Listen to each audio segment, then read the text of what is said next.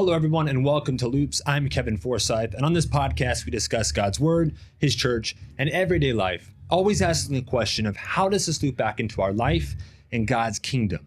Our mission here at Loops is to empower others in their walk with God through kingdom-minded discussion. Being that we are in the month of February, and some refer to it as the month of love, we wanted to hear from some of our more seasoned couples about how they met, how they have grown together, and some lessons they have learned along the way. This week's guests are Brother Mark and Sister Rebecca McAlister, members of Greater Bakersfield's First Pentecostal Church. They've been married for over 36 years, and we hear a little bit about their journey together. Today's episode is hosted by Brother Jeremy and Sister Kelly Brock. Now, both of these couples are great examples of strong marriage that is centered around the kingdom of God. This conversation is full of wisdom and advice for all couples. Whether you've been married for 3 weeks or 25 years, I believe we can all benefit from this episode. If nothing else, this relatable content will prove that marriage is a journey. And as our pastor would say, you must keep the fire alive. Welcome to Loops.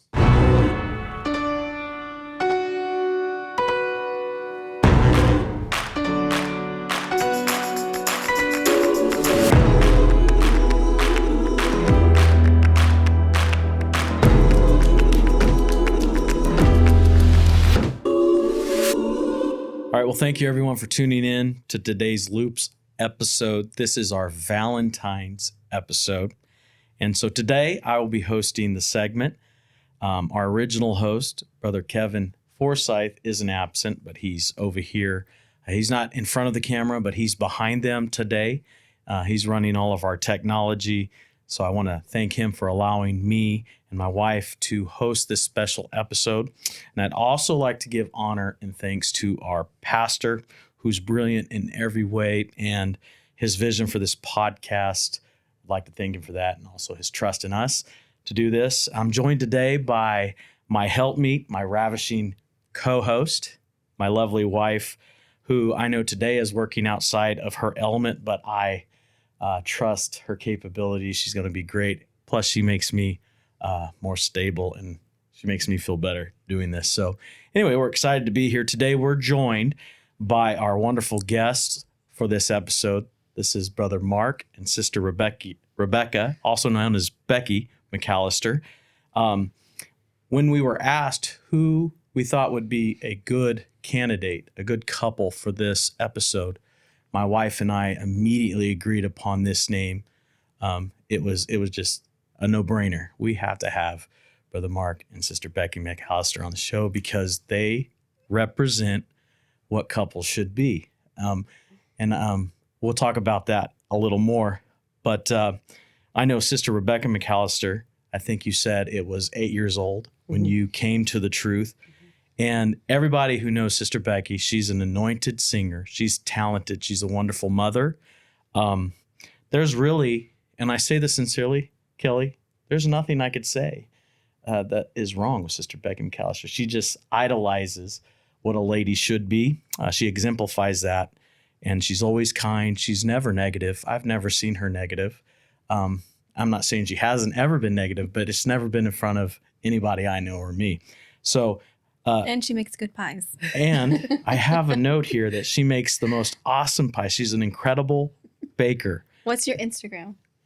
The Slice of Life. The Slice of Life. The Slice of Life. And you can go there and you can see if what I am saying is true because you can order from her and she'll bake you one of her special pies. I suggest the peanut butter pie. The Slice of Life 1. Right. Is on there. On the the number Instagram, one. Right. But the pie, the company is, the business is The Slice of Life. I had to have the one on there. And it truly is a slice of life. I mean, you'll feel much better after eating one of her dishes. And then also her husband, Mark McAlister, compliments her very well as a husband. And he is somebody who is faithful, him and his wife. Brother McAlister, you have mentioned that you've been working in various capacities when it comes to music in this church since around your teenage years of, you think, around 13. And I know I've been in this church for 29 years, and that whole time, you've always been either playing the piano or the organ or doing something musically. And he's very talented. He will not pose himself to you as arrogant or talented, But everybody who knows Brother McAlister cannot say anything otherwise. He is a very talented individual, one of the best. He's successful on the job. He is the program director of the Department of Human Services, program director For one of our divisions. one of your divisions, which is a heavy duty on his shoulders, I know. But he's successful nonetheless. And I'll just say this, the McAlister family alone has deep roots that are integrated within the fabric of GBFPC. I'll just start with his grandmother, Sister Libby McAlister, who's noted as a prayer warrior. And she's the sister of Maggie Terry, who was the founding pastor's wife of this establishment nearly over 85 years ago. And she is the mother of Brother McAlister's father, Danny Mark McAlister, and his mother, Phyllis. They are staples in this church. And, And how is Libby related to Brother Parker? So another sister, Aunt Molly, who is also Sister Maggie Terry's sister, that's how she's related to her sister. Aunt Molly is Jesse's mother. Right. Okay. so Pentecost is the McAlisters. I mean, the McAlisters is Pentecost. But there's something to be said about this family, and I'm going to say something small and get back on track. They're extremely faithful. Their parents are extremely faithful. Everything they do is Christ-centered, church-centered. We have a fellowship hall we built recently, a couple of years ago. It's called the Libby Center, named appropriately after Brother McAlister's grandmother. There's a plaque in her honor on the wall. And I will say this personally, this is something personally. Sister Libby McAlister one day wanted her son to have a job. And so she drove by the Kern County Public Works Department. She prayed. She said, Lord, let my son, Danny McAlister, get a job there. This is how Brother McAlister relays that to me, your father. And he started working there. And he was very successful. He became the county surveyor. And one day they had an opening, and he approached my pastor, our pastor, who they asked if there was anyone that was good at mathematics. So my name came up. I don't know how that happened. My name came up. And today I've worked in that establishment for almost 23 years, all because one day a grandmother of yours prayed for her son to get a job there. So it's just cool how this is all connected. And that's the introduction of who we're interviewing today, this great and faithful couple. And so I'm going to start the questions now. And the first question that we want to ask you is, how long have you been married? 36 years. It'll be 37 December. 37 years since December. Wow. It will be. 37 years December. Wow. And how'd you guys meet? I came here in 1985, August of 1985. And that's how it happened. And we started dating, I guess, September. unofficially in September. Of And that same year. Same year. The next month. And then the first official date was in December of that year. And we dated for 2 years and married 2 years later in December. Oh, So, wow. yeah. Nice. So that was almost 37 years ago. And I actually have seen pictures of the wedding. That's really cool. All the hair is so different. All the hair. I know, right? Sorry, Brother McAlister, all And the the hair. ruffles. All the hair. I saw all the. And I had other it then. things. Yeah, you see the wedding picture. I've got this big poof on my head. I've I seen don't know it. where it went. So what are some things your spouse does that you didn't realize until after marriage? You want to go first? Well, I pretty much, there were no big surprises. Maybe a little bit more temperamental than I thought. I knew he was a little bit, but I found out a little more. But that's really the only thing I have to say I didn't really know or expect. Or Yeah, in our dating of 2 years, we had a lot of conversation, a lot of very deep conversation, detailed conversation. So I feel like we had a good idea of who the other person was and who we were marrying, right? But for my wife, Rebecca, she's a very peace-loving. The world is happy. She likes the world to be happy individual. And I don't think I realized at what level she was with that. And so when things are not always in that happy space, I would sense that she was, upset and bothered, and had to kind of realize that that was just her, and just listen, let her talk through it, and she'd be okay. He says, I want to solve everybody else's problems too. That's what Definitely. You want to solve everybody's problems? he says I do. Yeah, I think I do. But Anybody that's not happy or that she's aware of as having a challenge, She has to fix it. she has a tendency of taking that on and wanting to try to orchestrate the fix. And if it doesn't, go in the way that she would like for it to go, as maybe the time as quickly as she'd like to it bothers her. Oh, I see. And what's interesting about that is, my wife has told me sometimes, she just wants me to listen, because it is integrated, I think, within the character and makeup of most males. And there may be some that don't feel that way, that I want to fix something. If a problem's presented to me, or if Kelly's not happy, I want to fix it immediately. But I think you realize you can't fix everything. And sometimes the best fix that you can give is just listening. Yeah, sometimes we don't want it fixed. We just want to vent. Like, we don't want to do anything about it. We just need to vent. But you're saying that Sister Rebecca, she wants to be the fixer. She wants everybody happy, because that's who she is. Happy, and everything's kind and friendly. Well, that's interesting. That's something you learned after marriage, and how to work. Right. And I've had the same challenge that you referenced. When I would listen and she seemed upset and worried, I would want to do what I needed to do to help her get back into her happy space. And so I would try to respond to what she's telling me, and maybe help her understand that she's seeing something differently than what it really was. And it was more effective if I just didn't try to fix it and just listened and let her share and get it out. Nice. Well, this is good, because, every marriage takes work. I don't like the saying that it's 50-50. I don't like that. I like it to be said that it's a 100%, 100%. So I'm going to give my all.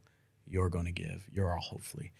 Going back to you, what was it again that you said that you found out after marriage? Just temperamental, quite, kind of a. Well, I feel like your whole family is very orderly. Like, well, he's very structured, high expectations, very picky. And so I think she had to learn that I was very unrealistic at times in my expectations, right?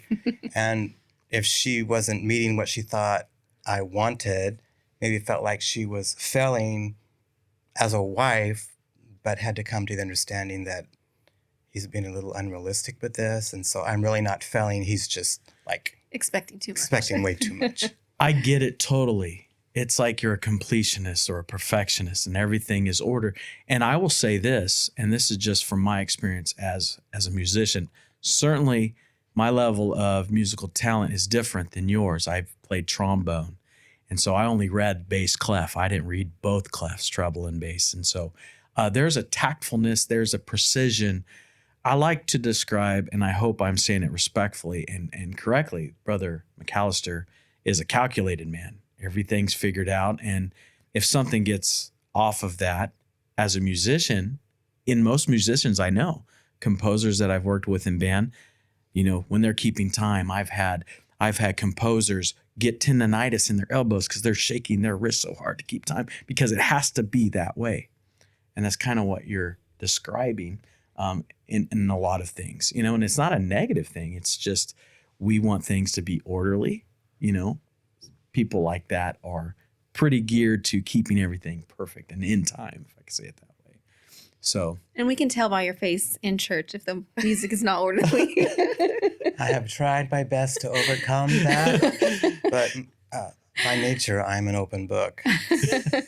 We wear our feelings on our sleeves. Oh, your I think face. I've gotten some better, but I have not completely overcome that. It's like a Absolutely. tambourine just jumps out of nowhere, then all of a sudden, that is not orderly. We're going to get rid of that. Yeah, let's not discuss tambourines.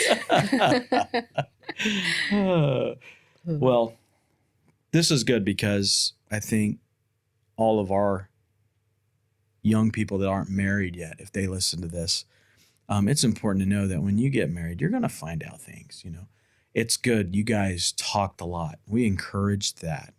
And so when you guys went into marriage, you already knew a lot about each other just from a conversational level. There are going to be things you find out after marriage and habits you discover that you didn't know existed. I know because, I'm not perfect, and my wife helps me, realize what things I need to work on. So that's marriage. And moving along, have you had a compromise or a meet in the middle with some things during your course of 36 plus years of marriage? I think everyone does. That's part of life to compromise, to meet in the middle, to keep peace and harmony. And I don't feel like I've had to do a great deal of. Yeah, thankfully, it's difficult to answer some of these questions, really, honestly, because we didn't have a lot of struggles. And I don't know if it's because I know our personalities are different, but we have a lot of similar likes and things that we enjoy doing. And I don't know, life, once we got married, was about us. And we just focused on each other and our marriage and making sure that each other was happy and felt loved. Well, it isn't about me anymore. When you get married, it's about us, always. It's never just me. I'm gonna think, what would I like to do? What does he? What do we both want to do, or have, or get, or whatever. Yeah, we've always had conversation about what we want to do, what we're going to purchase, what's next, and not really done our own thing. It's always been us together doing everything that we've done. I think maybe one, just to give you, I guess, an example, a tangible example. Again, back to me being very structured and raised in a very structured home.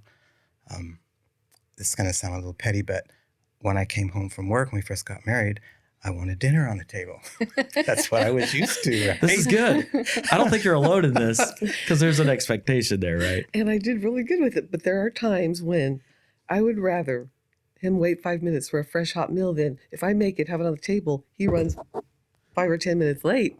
It's no good. Yeah. So you kind of learned. Yeah, I learned to chill out a little bit. And You want it hot and good, or do you? Yeah. So this is perfect. That's the compromise where you wanted it immediately. She was thinking about you, and she wanted you to have it fresh and hot. See, and Jeremy's a little bit different because he needs to unwind before he sits down at the dinner table. Okay. So I could do that. Like, you come home, okay, I'll finish making dinner. Yes. When I make dinner. I don't do it all the time anymore. That's Yeah, a so- compromise. He makes dinner some days. Yes, and I heard it said once on this kind of topic, and this is good. I know it may seem difficult to answer the questions, but you just answered it beautifully. That's how you guys met in the middle. There was an expectation that wasn't exactly met, but there was a different type of feeling and attitude towards how that should be given to you. And you guys compromise. And now you come home and chill a little bit, and then a few minutes later, there's food.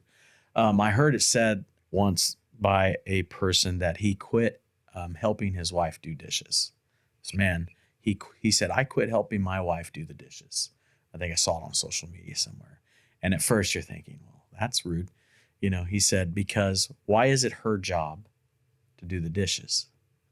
When I mess up the dishes too, when I take glasses and I set them on the coffee table and leave them, my kids take them to the room. So why should I make her be the one to ask me to help her do my dishes? So I quit asking her. I just started helping her. It was a compromise. It was a realization that, hey, she does work hard too. And if I help her, well, then that helps me. So a Or do it compromise. for not helping, but doing it for each other. Yeah. For yourself. It's your house too.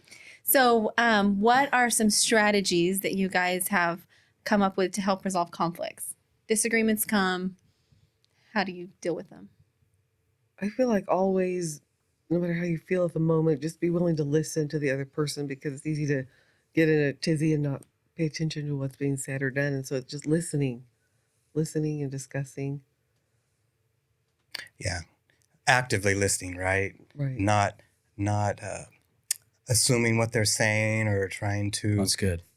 Ask figure out what questions. they're saying and come up with your answer, Right. Mm-hmm. but really listen so that you truly understand what they're trying to convey.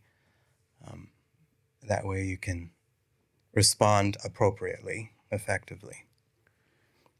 And if you're not coming to a resolution and maybe you're getting a little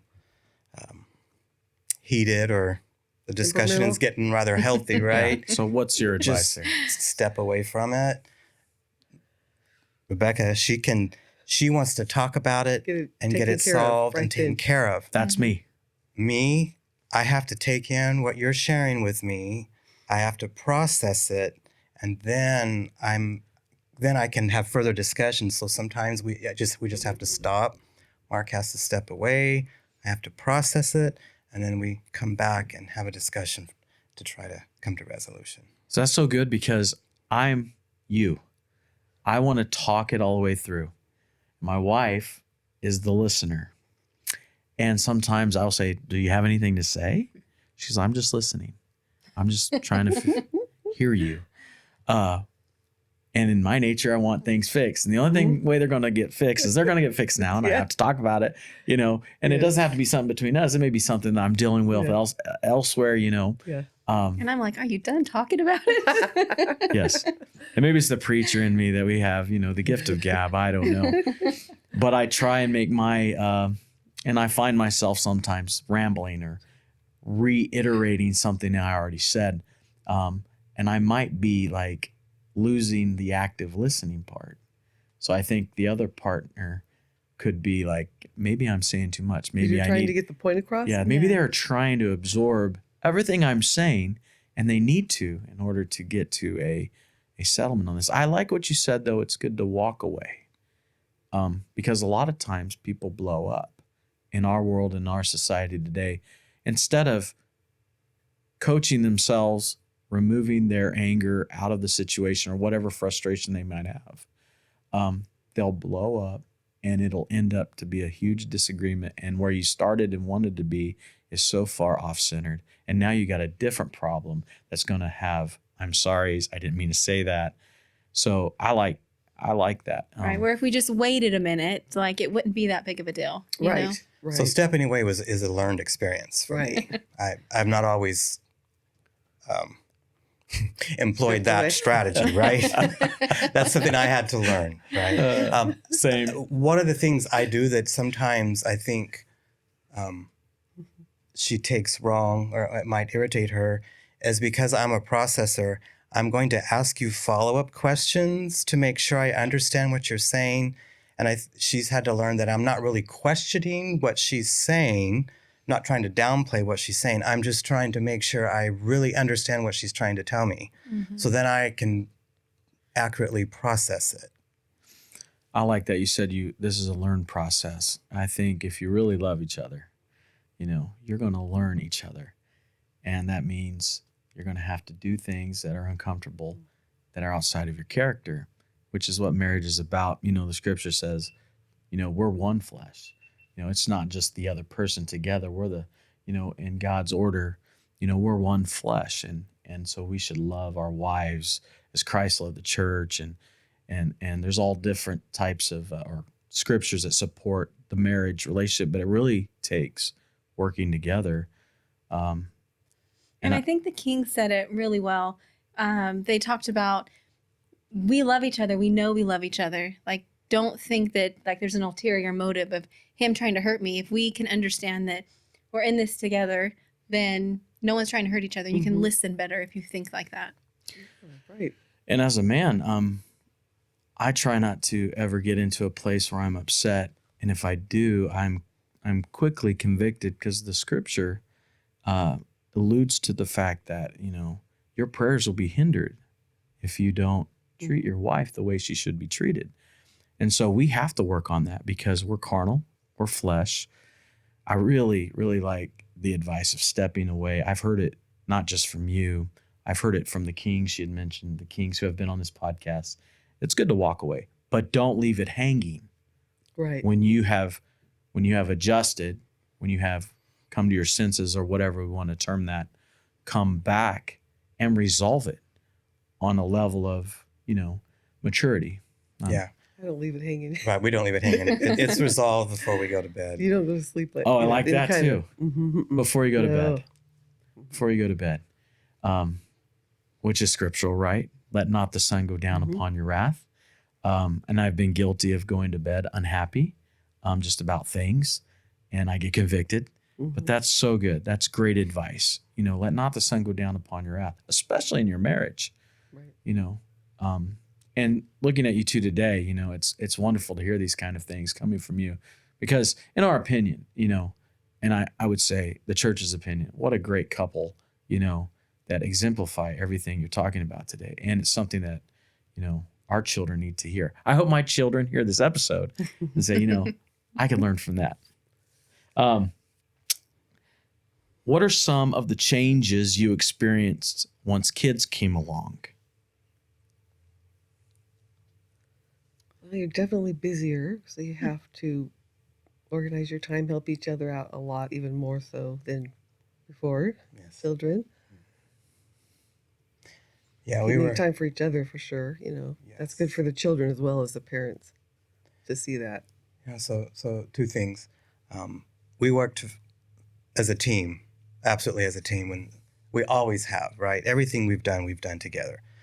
But when the children came along, we had to work as a team, because we were both heavily involved in the kingdom, right? In music, and it was church, and there were practices, and we had to be early for practices and early to church for practices.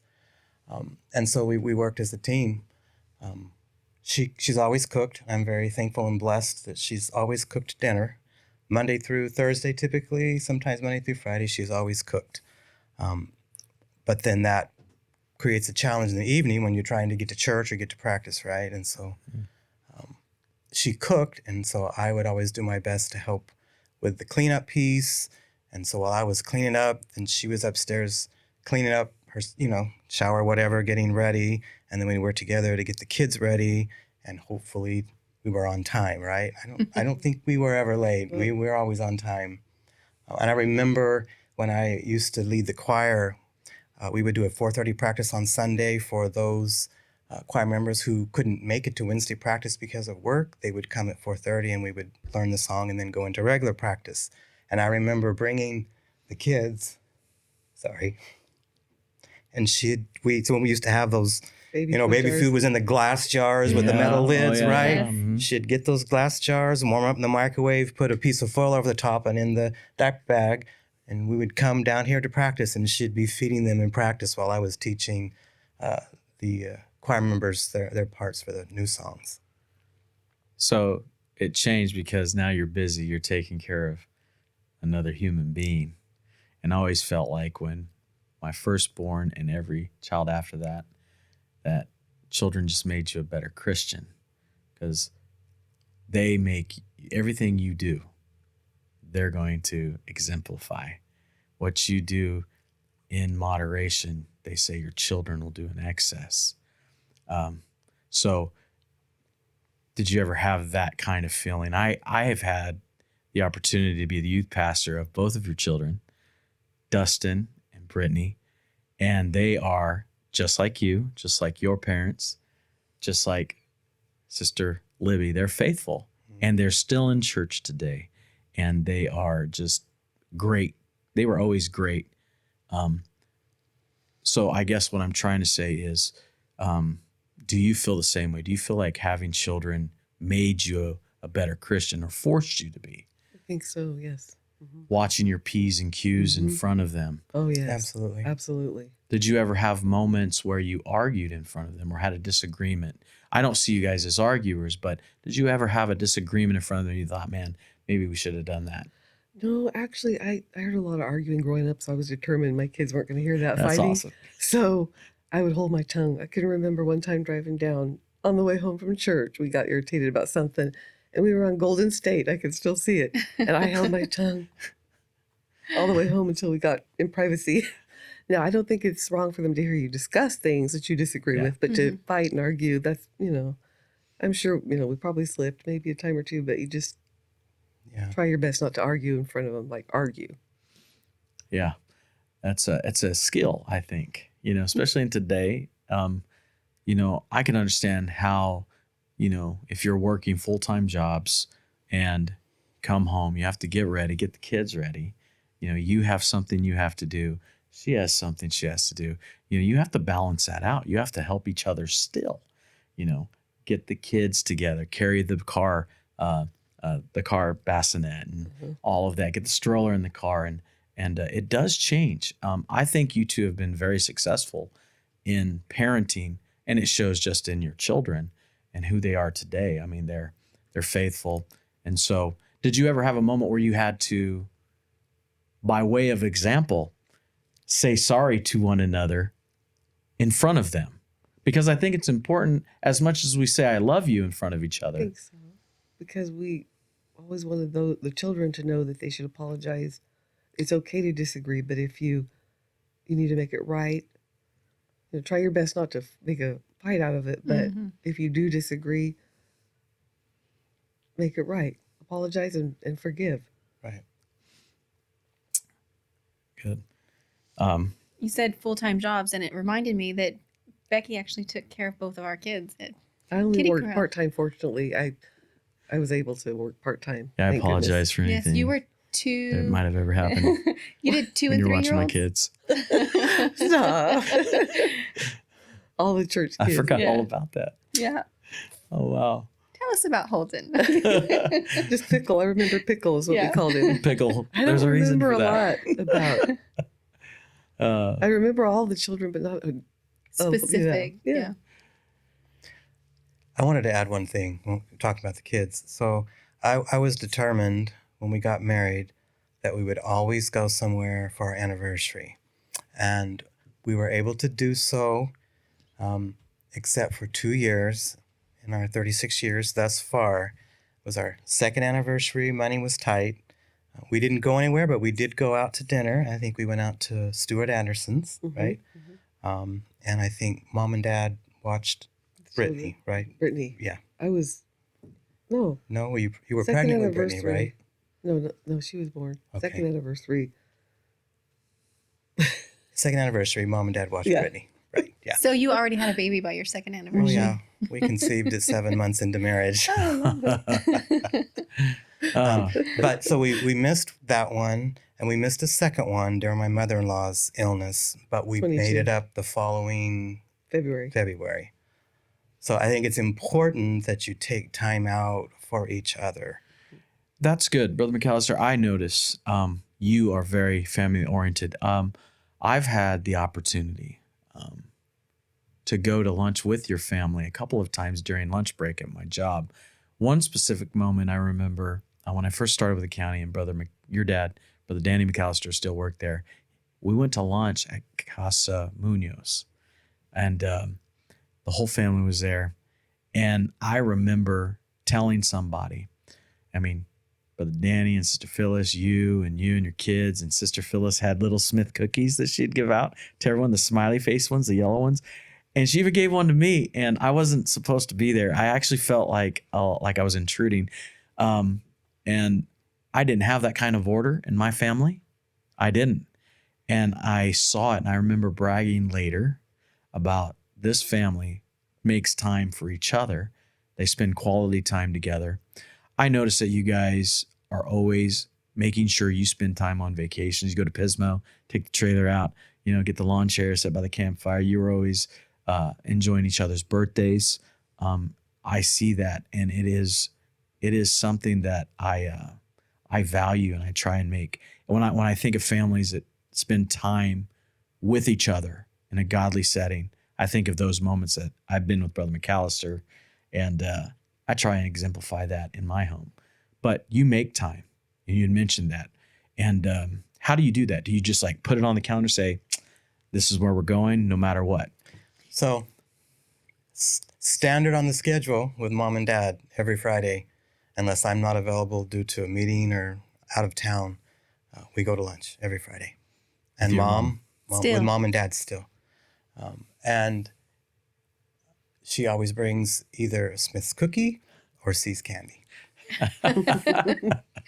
Still.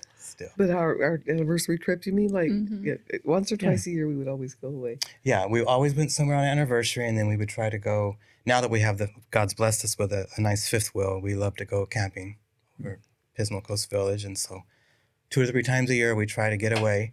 The kids like to come visit, and so we do that, but we try to ensure that we do have some time just for the two of us while Right. we're there.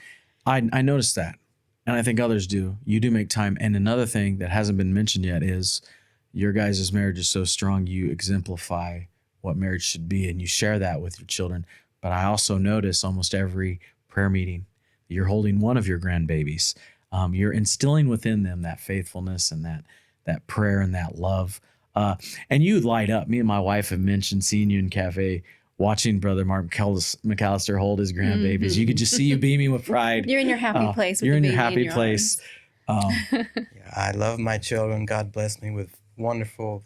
I never had an ounce of problem with my children, Brittany and Dustin. But grandbabies are just at another different level. Definitely bring joy to your heart. Yeah. Um, So, do you have a Valentine's tradition? Not No, really. No. Since we're talking about No. Valentine's Day. This is going to sound maybe strange, but we try to show our love and do nice things for each other, not just on February the 14th, Right. right? Yeah. Right. But not necessarily a specific Valentine's tradition. Always get each other a card and Yeah, maybe a a little card. something, you know. Little But something, yeah. I'd rather have her and her love than any trinket or Right. gift, Yeah. and I feel like I have that. And I think marriages today need more of that. It's not things, it's each other. I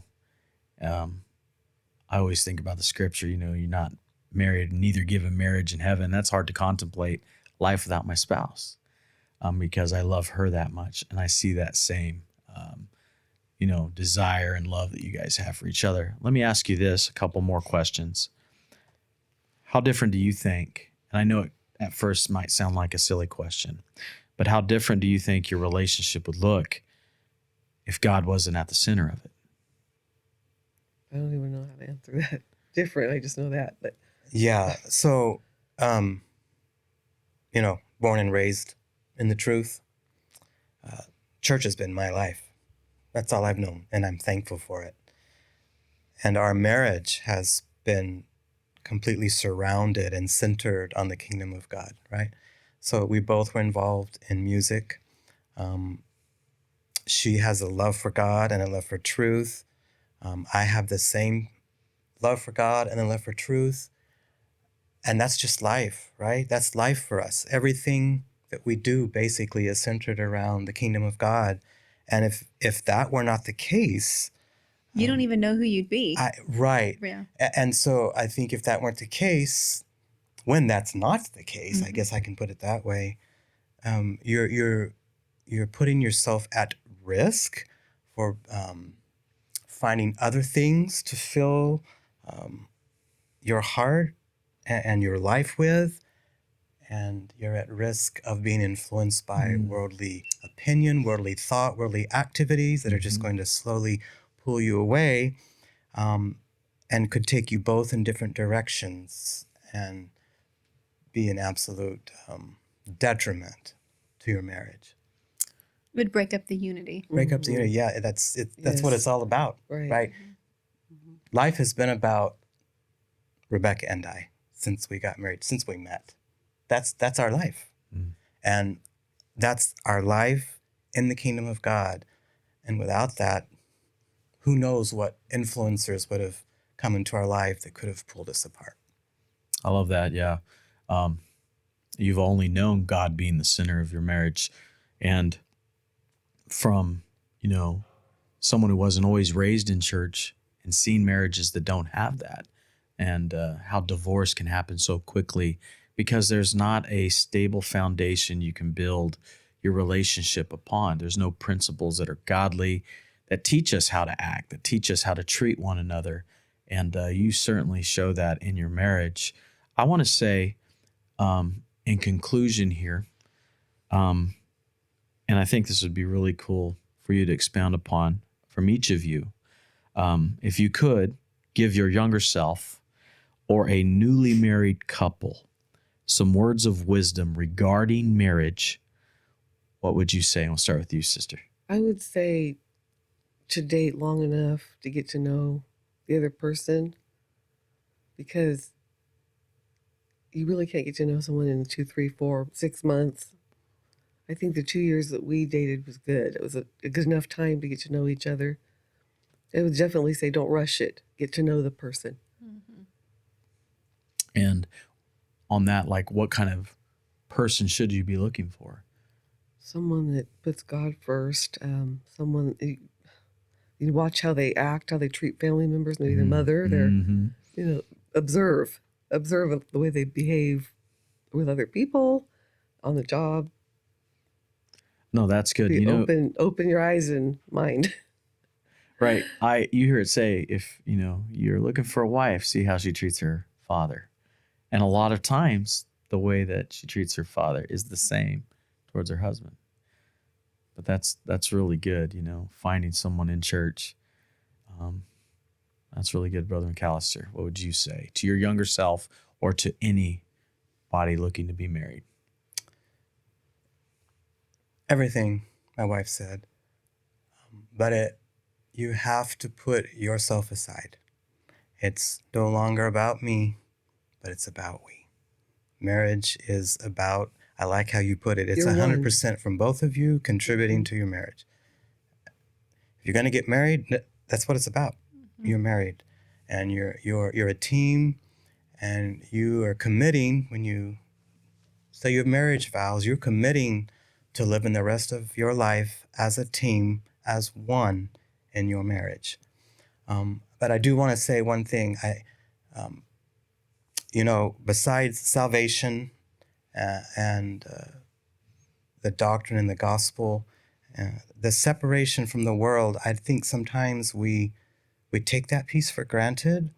But when you live a life that is based on biblical standards, there's an inherent structure, consistency, a solidness, a stableness that's there by living for God and living the way we live, that you mitigate the risk of what could happen in your marriage if you're not living that structured and focused life in the kingdom. And I think we often forget, we're always so focused on the doctrine and salvation and those pieces of being apostolic Pentecost, but the structure and the consistency that you get from living biblical standards brings another solid piece, foundation to your life and to your marriage.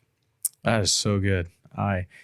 That is so good, Brother McAlister. Can I mention one more thing I feel is so important? It's not popular, but Absolutely. keeping the order of the marriage. God, the husband, then the wife, then the children. I notice that I see things like, I'm not trying to pick on anyone else, but like I observe things where people don't keep the order of, what is the word? The I think you're saying it right. Yeah, the hierarchy. Yeah. Yes. Yeah. And it causes conflict. Which is, And and displeasing to God. that's so powerful coming from you as the wife, because a lot of people look at the order as of an order of importance. So this guy, the husband, he's more important than whoever's underneath him, and so on. That's not the case. No. That's just the order that God established of how things should be, and they're all one. I like the husband may be the head of the family, but the wife, she's the neck. She turns the head because they're working together and each know Your their mom says role. that. The roles are certainly blurred today. And I think it's a reverence to God when we say, okay, this is my position. You know, I pride myself in being the provider, not that my wife can't provide, you know, but I want to make sure that I oversight that as God would have me, you know, not in a strong arm way, but together. Hey, you know, the order is so important. That's very good. There's so much security. As a wife, I love that security. Yes. That he's the head. Brother Terry told me, I got to spend a lot of time with the elder. I'm fortunate because he never had pastored me. So our relationship was unique and probably a little full of too much laughter in some ways. But he told me some great advice many times. And he said, women want two things. And he said they want love and they want security. And if you provide that to them always, you'll never have a problem. The love, of course, is easy, you know, loving her only, you know, never having eyes for another. But the security is important too. There's nothing wrong with women who go to work. My wife works and she's excellent in her field, and you know, she's got a couple of degrees. But I want her to feel secure in my provision, you know. Well, if you ask the kids who's smarter, they always say their dad. I have trained them well. I have tricked them. But I would not agree with that. My wife is intelligent. And it's like you two. Looking at you two, that's what I want to be with us. We're one, you know. One's not better than the other. There is an order. I want to give her security. I want to be her knight in shining armor. And I really enjoyed that answer. It's pretty good. We need that order. There's things that are out of order in our world today. You want to add anything to that, Rebecca McAlister? No, she's spot on. Spot on. That's why you She's married her. perfect. Well, I want to thank both of you sincerely. I know this is not your MO. This is not something you would put yourself in being interviewed, but I'm so thankful we got to interview today. You guys are an amazing couple. You're looked up to, whether you like it or not. You're talented, you're anointed, and you inspire people. You inspire me and my wife and many, many others. So wholeheartedly and sincerely, thank you so much for joining us for this Valentine's episode on Loops. We're honored to be asked to share our life. Thank you. Thank you.